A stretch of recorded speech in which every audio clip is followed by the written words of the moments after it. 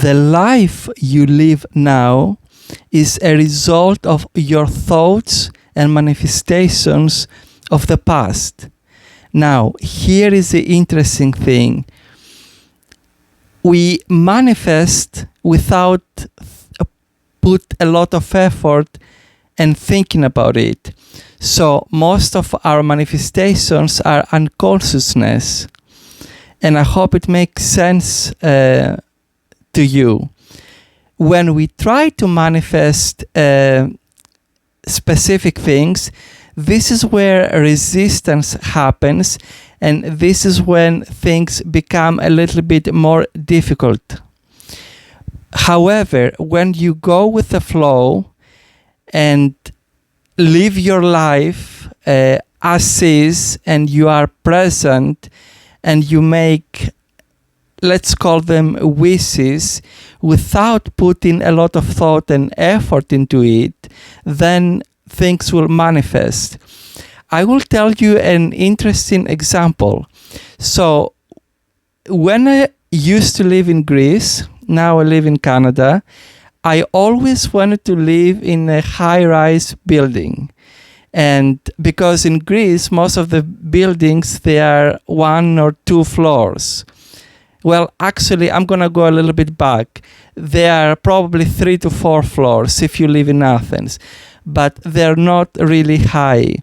And I remember that for whatever reason, I had the desire to live in a very high-rise building, like at least 10 floors. So back in 1999, I moved in Canada, and I lived in a building that it was like the apartment was actually on the 12th floor. So it was pretty high. Now, the interesting thing is that I had a thought a few years after, thinking that, how amazing will it be to live in a high-rise building, to live in a high-rise floor. However, I didn't realize that I was actually living in a high floor. So anyways, I just think that it's interesting.